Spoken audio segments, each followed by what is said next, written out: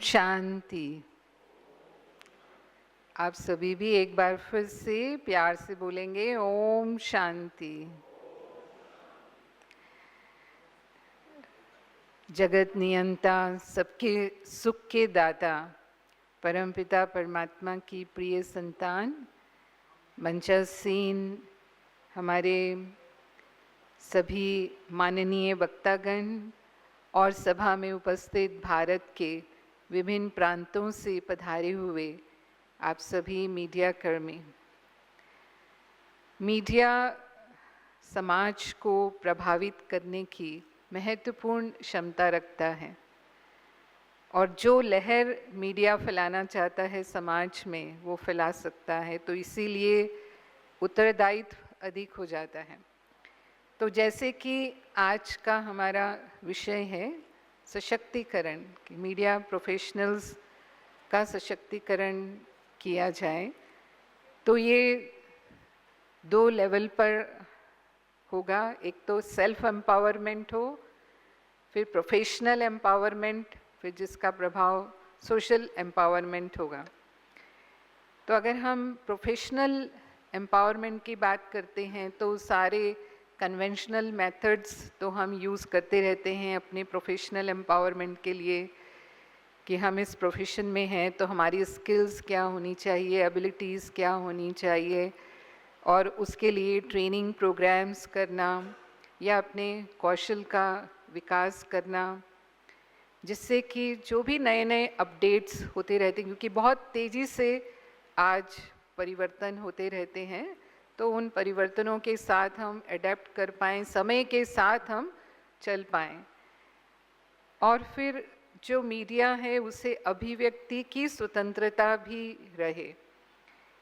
जैसे आज विश्व प्रेस स्वतंत्रता दिवस है, तो ये दिवस मनाया जाता है हर वर्ष।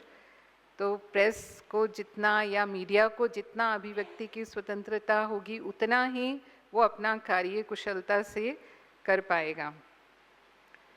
और हमारे जो आचार संहिता है, मूल्य हैं, उन मूल्यों पर यदि हम दृढ़ रहते हैं तो वो विश्वसनीयता देता है, यानी एक निष्ठा और विश्वसनीयता बनी रहती है।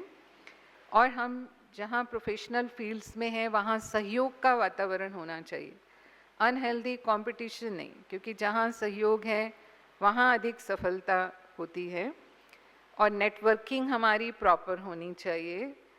और तनाव के वातावरण में काम करते हैं मीडिया कर्मी, तो फिर तनाव प्रबंधन की कला भी हमें आनी चाहिए। और जिसके लिए ही हम सुन रहे हैं 2 दिन से कि जितना हम स्पिरिचुअल होंगे, जितना हम योग का अभ्यास करेंगे, उतना ही हम अपने स्ट्रेस को बेटर मैनेज कर पाएंगे। और जब हम सेल्फ एम्पावरमेंट की बात करते हैं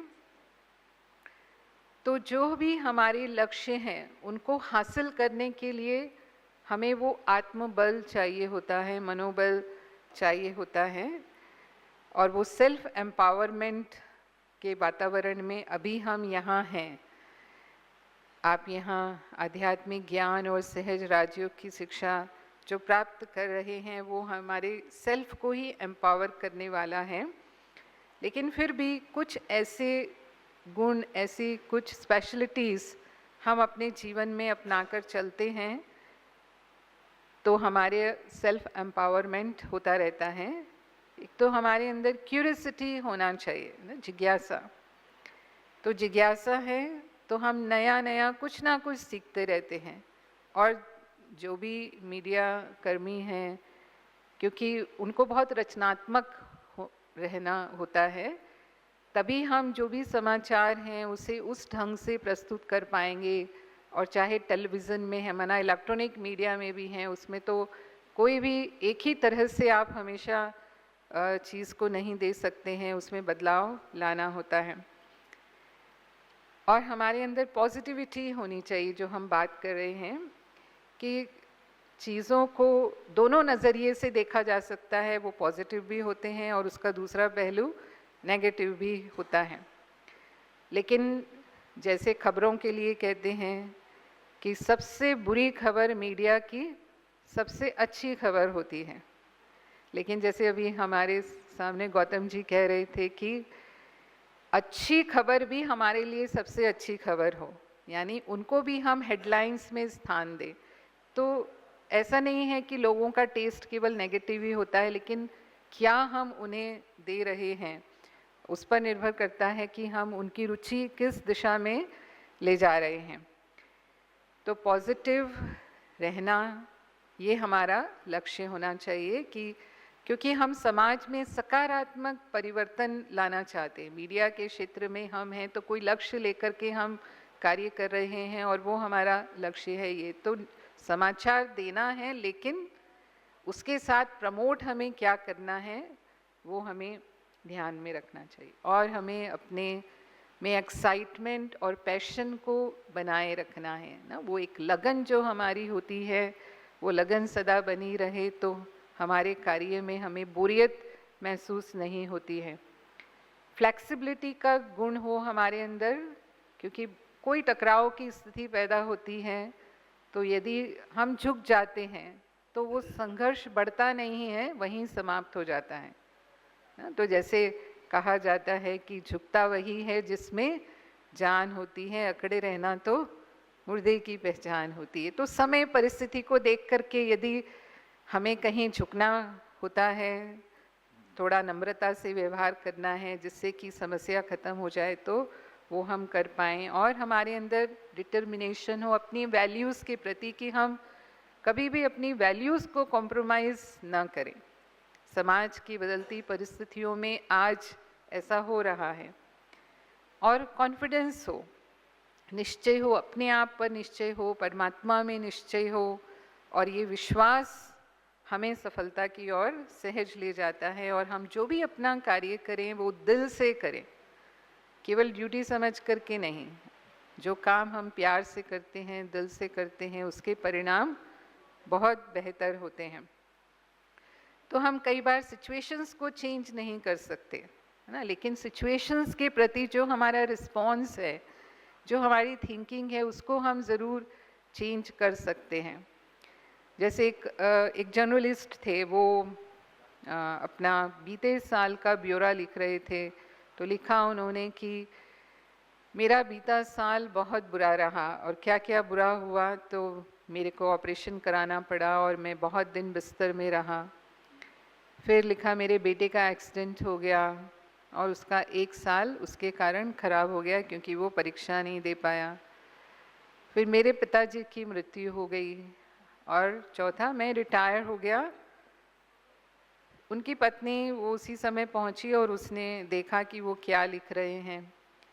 तो जब उसने ये पढ़ा तो उसने कहा मैं भी कुछ लिखूं। तो उन्होंने कहा भले। तो उसने फिर दूसरे पेज पर लिखा कि बीते साल हमारे ऊपर भगवान की बहुत कृपा रही।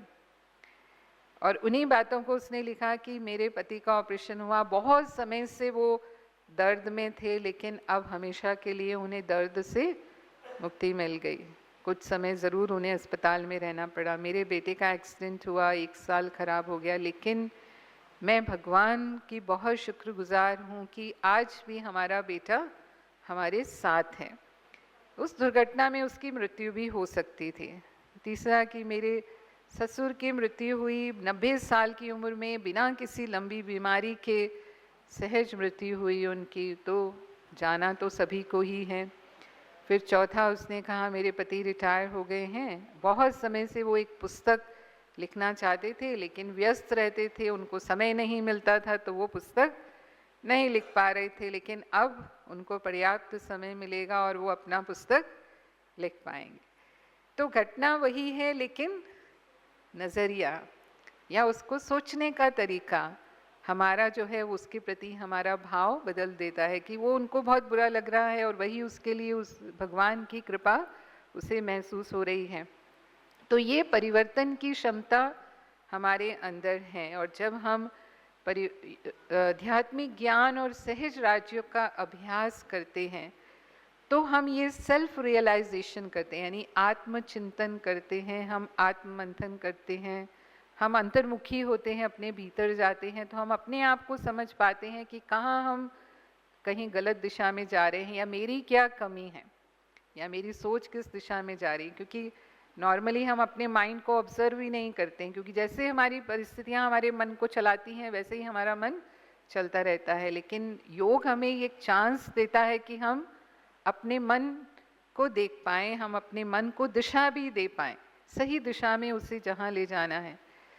तो अगर मुझे समझ में आता है कि मेरे को बहुत जल्दी गुस्सा आ जाता है, बहुत जल्दी हम इरिटेट हो जाते हैं, या मुझे कंपटीशन में जेलसी हो जाती है किसी से, या मेरी बहुत सेंसिटिव नेचर है, कोई भी इस तरह की अपनी कमियां हमें नज़र आने लगती हैं। नॉर्मली हम बाह्यमुखी होते हैं, दूसरों की कमियां ज़्यादा दिखते हैं या दूसरों के दोष हमें ज़्यादा दिखाई देते हैं। लेकिन जब हम कहते हैं कि एक उंगली हम दूसरे की ओर करते हैं तो 3 उंगली हमारी ओर आ जाती है। तो दूसरों की कमी से पहले हमारे अंदर जो कमियां हैं, जिसको हम स्व परिवर्तन लाना कहते हैं, कि उन कमियों को हम दूर करें। तो लेकिन वो सेल्फ रियलाइजेशन से स्टार्ट होता है कि दूसरा हमें कहेगा आपके अंदर ये है तो हम नहीं मानेंगे, लेकिन जैसे ही हम स्वयं उसे स्वीकार कर लेते हैं तो फिर आधी प्रॉब्लम हमारी वहीं सॉल्व हो जाती है। और योग अभ्यास से हमें वो शक्ति मिलती है, भले समय लग सकता है हमें कि जो हमारी कमियां हैं,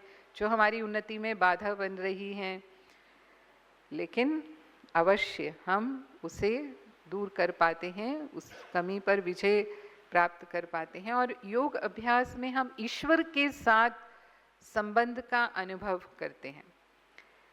परमात्मा शांति के सागर हैं, सर्वशक्तिवान हैं, तो उस संबंध से हमें ईश्वरीय शक्तियाँ प्राप्त होने लगती हैं। तो हमारा मनोबल बढ़ जाता है, हमारा आत्मविश्वास बढ़ जाता है, हमारी सामना करने की शक्ति बढ़ जाती है। फिर चाहे कितनी भी विपरीत परिस्थितियाँ क्यों ना हो, हमें उसमें कार्य करना या उसका सामना करना मुश्किल नहीं लगता। और इसलिए हम देखते हैं कि जो भी महापुरुष हुए संसार में, उनके इस बल ने, मनोबल ने ही उन्हें महानता के स्तर पर पहुंचाया।